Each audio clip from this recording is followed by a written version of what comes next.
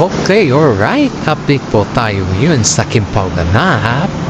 Okay, guys. Ito na naman tayo, guys. Ang update natin tungkol sa Kimpaw Ganap kung saan po ay talagang nagsilabasan na yung ebidensya sa Kimpaw. Siguro naman kitang-kita nyo naman yung mga ebidensya, no? Kasi napapanood nyo naman po. Ito, guys, ha? On the spot po na nag-holding hands ang Kimpaw at mismo si Paolo Avellino ang humawak sa kamay ni Kim Chiu. Dito natin makikita, guys, na napapahiwatig na yung dalawa kahit hindi mo na sila tanungin. Of course, tuwang-tuwa na naman ang mga Kimpaw fanatics dyan kasi alam nila ang pagiging close ng Kimpaw ay iyan ang instrumento or iyan ang way para sa kanilang dahil ang daming mga tanong dito, guys, na hindi natin masasagot, pero sa mga gesture ng dalawa, guys, ay kitang-kita mo din yung katotohanan. Alam nyo ba, hindi naman gawain ni Paolo Avellino yan noon, di ba? Kahit naman siguro sino napapansin nyo na yung galawan ni Paolo Avellino is not, wala siyang holding hands, tingin-tingin lang siya and the other hand, yung gesture ni Paolo Avellino, it seems like mahihain siya, di ba? Pero as of now, guys, kitang-kita na ebidensya. Kitang-kita mo rin hugahan siya gumalaw sa softmed sa ngayon. Tanong na mga karamihan dito, guys, sa ating na kung bakit kailangan pa ba itago nila yung kanilang nararamdaman? Hindi na po nila maitago, madam, kasi as usual naman, sa ngayong buwan na to ay kitang-kita naman natin kung paano gumalaw ang Kimpaw, yung body language nila, yung mga gesture nila, and how they can talk in the sweetest way. Yan na po yung mga sagot sa ating mga katanungan kung bakit, ano ba yung level up nilang dalawa. At ayon din dito sa ating legit na sources, ay si Paolo Avellino po ay umamin na dahil not I love you naman ito kay Kim Chiu sa lahat at narinig naman na makasama nila sa loob ng industriya at showbiz. Maraming namangha sa galawan ng Kimpaw sa ngayon at di daw nila in-expect na ganun na ka-vocal or ganun na ka-public yung ginagawa ni Paolo Avellino kay Kim Chiu.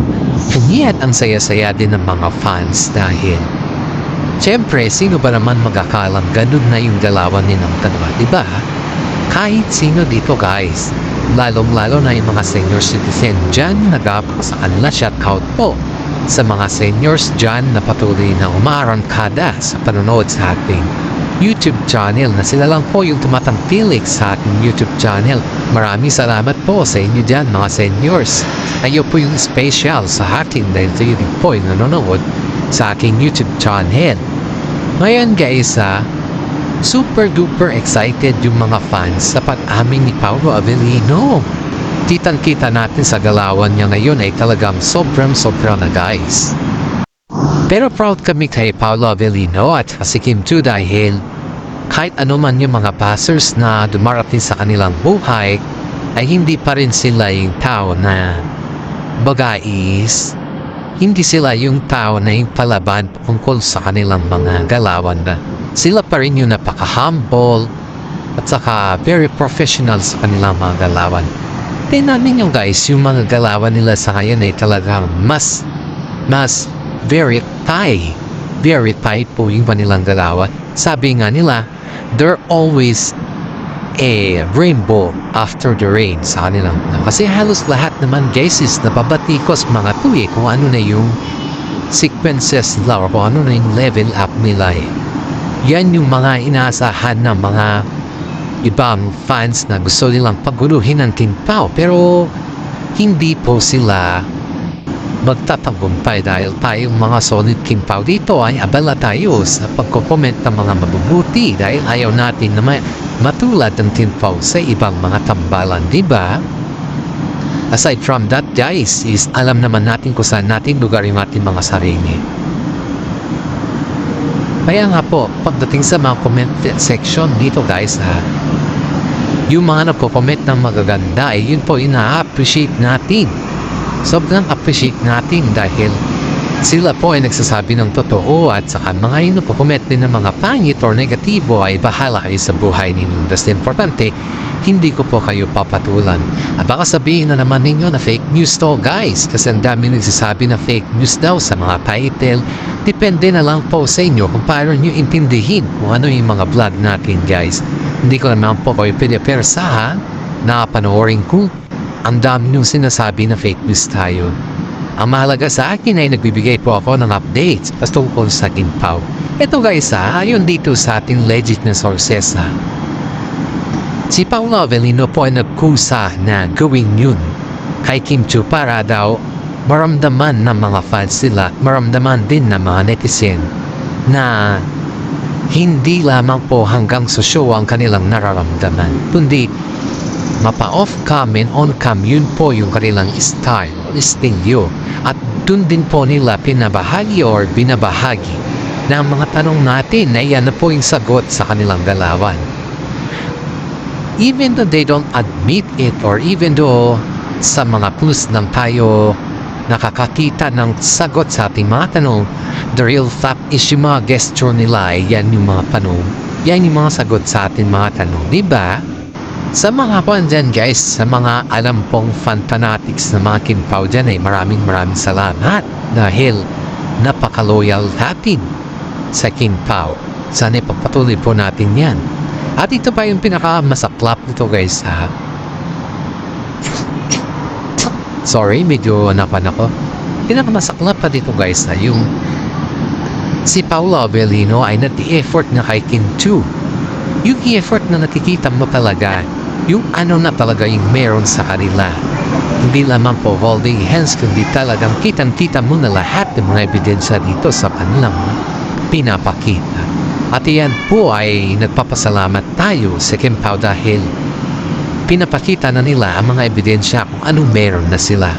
At dito pa guys ito pa yung pinakamasarap dito yung si Paolo Avellino ay todo effort na pumupunta sa Apuan sa apartment ni Kim Chiu para bisitahin at kumustahin. At one time spotted siya doon para matulog. Aba, Pao, kakaiba na yan matulog talaga doon Ayon yan dito sa ating legit na sources guys kasi natanong daw niya mismo si Paolo Avellino kung saan siya pupunta, and then sabi daw niya magja-jogging daw sila ni Kim Chiu sa kinabukasan, and that is start hata ng very early morning, so kailangan niya matulog din sa apartment ni Kim Chiu para sa ganun na hindi siya malate doon sa kanyang pagjaggingan. At yan po ang kanilang kasing banding guys. Ang dami nang nahahakot na Kim Chiu at Paolo Avellino na kasama na magja-jogging. At dahil sa mga ganyan na kanilang taktika guys, dumarami na din yung mga kanilang mga fans at mga kaibigan sa showbiz. Kitang-kita naman natin lahat doon meron na sa kanila sa ngayon guys. At iyon ay pinagtataka ng mga iba kung bakit ngayon lang daw sila maglanpat ng ganyan na acting. As usual naman guys, hindi naman kailangan na everyday na magganon sila. Kasi nga, pag yun ay everyday naman na magganon sila, that is scripted already. Hindi yung pusa sila pa. Kung everyday scripted niya, pero iyan guys ay kita natin yung kanilang galawan talaga na pusa. Hindi scripted guys. Kaya sa ngayong guys ay ang hirap nating tindihin sa mga hindi nakakaintindi sa kanila. Yun ang pinakamahirap sa kanila. Pero sa ating kasi na fans tayo ng Kimpaw ay natutuwa tayo sa ating mga naririnig dahil kita mo naman lumalabas na talaga ang ebidensya patungkol sa kanila. Ito pa guys na-interview kagad si Kim Chiu nung not I love you si Paolo Avellino sa kanya. At ang sabi kay Kim Chiu is, anong dahilan daw na not I love you si Paolo sa kanya? And then ang sagot naman ni Kim Chiu is, not I love you siya dahil gusto niya ako sabay tawang gano'n. So ibig sabihin nung guys, kumpirmado na din ni Kim Chiu kung ano yung dahilan or kung ano na yung purpose ng I love you ni Paolo Avellino sa kanya, di ba? Kaya dito natin makikita talagang is na hindi lang sa movie sila gumagawa ng ganun kundi pati na rin sa off-cam. Kaya mga netizen dyan, mga kumakabog-kabog at ayaw ang Kim Pao ay hindi po kayo magtatapumpay. Eto na naman guys, spotted na naman ang Kim Pao sa aeroplano na kung saan ay talagang couple t-shirt, couple eyeglass, couple shoes at yun na nga, same color pa. Isa lamang ibig sabihin yan guys, ang daming napapapicture sa kanila nung nakita nila ang Kim Pao sa labas ng airport. Haba, ano yan Kim Pao? Lantaran na ba talaga? Wala na bang tago-tago niyan? O ngayon, ano masasabi ng mga nagtatanong na fake news tayo dito?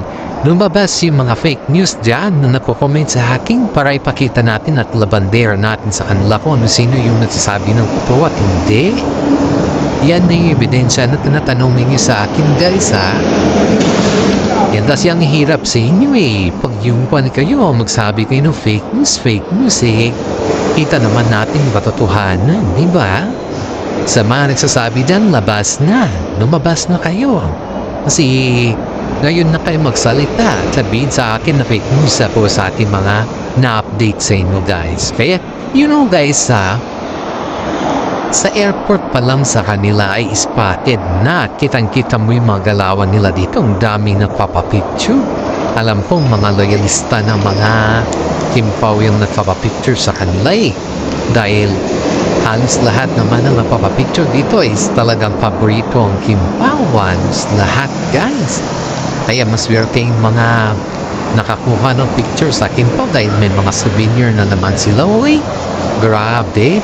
Sana all. Sana ganon din tayo. Sana malapit lang ang Kim Pao sa atin. Haba, ang daming mga netizen nakikipila si Kim Pao sa ngayon dahil grabe, ang lakas ng chemistry nila guys. Kahit anong gawin ng mga basos dyan, wala pa rin yan. Tingnan natin ngayon o saan na yung mga tapang ng mga nagbabas sa kanila. Ano na ngayon ang masasabi ninyo? Galit pa ba rin ba kayo sa Kim Pao? Or sinasabi na ninyo, you know guys ayon dito sa ating legit na sources sinasabi po nila na umaarangkada daw si Sian Lim kay Kim Chiu dahil syempre palabas na yung kanilang movie. Ngayon may linuluto kasi si Sian Lim na movie guys na syempre hindi naman napapagod si Sian Lim na gumawa ng movie kahit monoblock lang ang nanonood sa kanya. Sana all si Sian Lim, maraming monoblock ang manonood. Ngayon, ang gusto kasi ni Sian Lim, magbabiral din po yung kanyang pakikipag-usap or yung magkaroon ba ng konting viral siya para sa pag-usapan din siya at saka pag mag-launch din siya ng kanyang movie ay ganon din kahamak, ganon din karami yung nanonood sa kanya. Yun kasi yung gusto niya guys, kaya pinipilit niya na kinukuha yung loob ni Kim Chiu at saka mga fans. Pero as of now guys ay parang hindi yun. Hindi nakiklik sa mga fans at kay Kim Chiu ginagawa ni Sian Lim. Pero ang sabi naman sa mga ito na naamoy balikan daw. Pero wala namang gano'n na nangyayari guys kasi kilala naman natin si Sian Lim na manggagamit, manggaba. Isang bitter at mangga. Ang palaya ka ba? Bakit? Kasi masyado ka kasing bitter eh. Then ba si Sian Lim guys, masyado siyang bitter sa... Kaya nga sobrang bitter ni Sian Lim at marami din yung nagagalit sa kanya dahil sa kanya mga ginagawa kay Kim Chiu. Alam nyo ba na sobrang love na love ng mga fans sa Kim Pao at ayaw nilang mabuwag yan.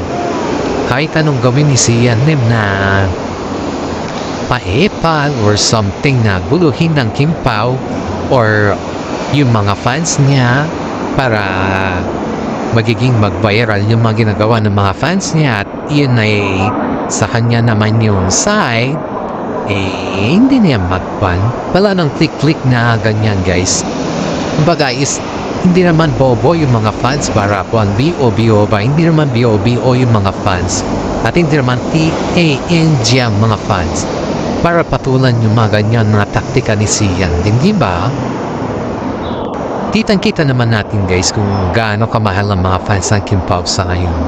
At kahit anong gawin nila, wala yan hanggang kukulang nila yan.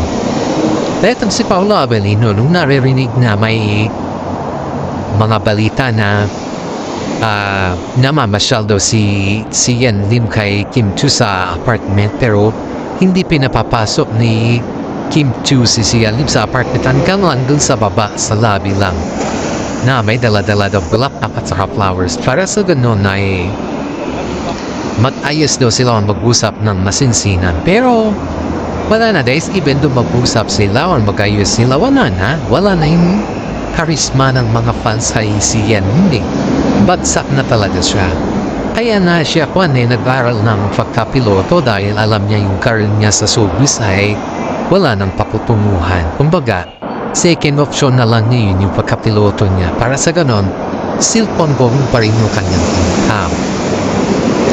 Pero kahit ganon ang mangyari sa kanila guys, ay alam naman natin kung sino yung karapat dapat pagdating kay Kim Chu at saka kay Paolo Avellino. At hanggang dito na lang po ang ating YouTube channel. Maraming salamat at God bless po sa ating lahat.